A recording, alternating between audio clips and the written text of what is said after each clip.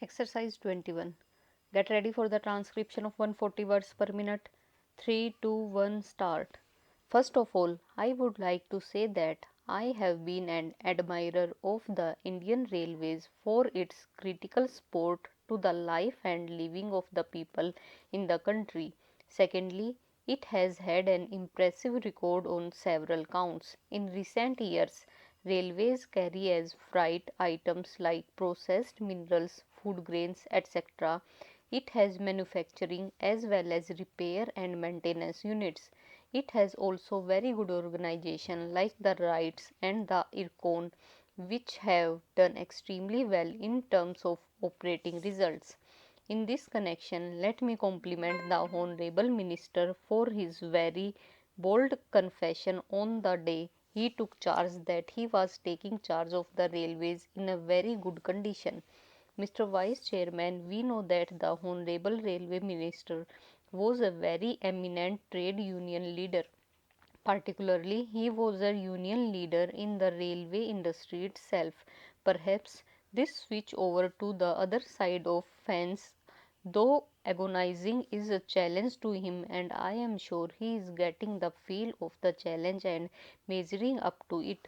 The performance of the railways during the 11th five-year plan has been really impressive. It has generated rupees 5 to 7 crores of surplus, reduced the deferred dividend, and it has reduced its dependence on the general budget. It is of the order of only 41% now. It has also successfully resorted to the instruments of internal resource generation and external resource mobilization from the market.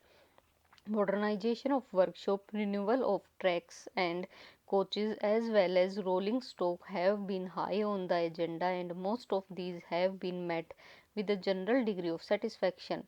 Computerization of passenger service has been a very welcoming thing, and a large part of the general public is enjoying its fruits. I do realize the problem of resource and the other kind of things which the Honorable Minister had raised, for example, how it is going to affect the job prospects, etc. But, sir, the fact remains that the railways have to earn the confidence and the support of the commercial clients. The commercial clients depend primarily on the quality of freight service offered by the railways.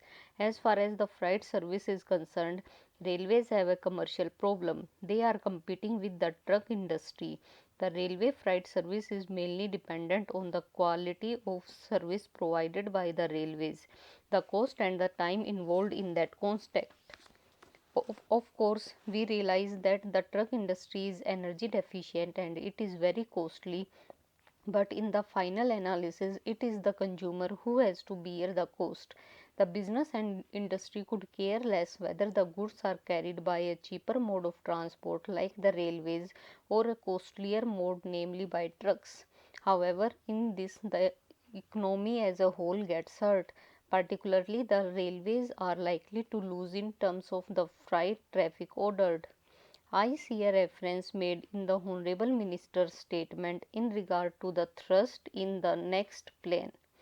We realize that it would require more resources and more than that, much more efficient management and support from the entire group of railway employees at all levels. It is important that railway employees should be enthusiastic and involved, and one does not get their involvement by simply exhorting them, wishing them to do a better job, but those suitable instruments of management. Certainly, railways require much more capable leadership at all levels. We have a very dynamic railway minister. I have respect for individual members of the senior railway staff.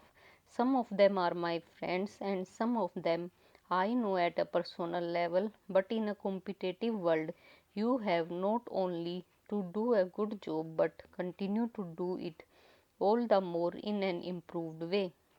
Now, there are three aspects in the railway development program. As a passenger, we are interested in the new railway lines. Not only that, we are also interested to see that the railways promote the infrastructure to support development potential growths for the depressed areas laying of the new lines is very critical, but more than that, productivity of the current assets of the railways is also one of the critical determinants of the final efficiency of the railway system. Now, with regard to the new railway lines, I would like particularly to refer to the eastern region. Historically, railway lines were laid in the coal belt and some other areas primarily to provide links and support to the extractive industry. We wanted all minerals from the pit heads to be carried to the point where they are used, particularly for the new industrial centers. Coal, iron ore, iron and steel remain even today one of the dominant segment of freight carriage.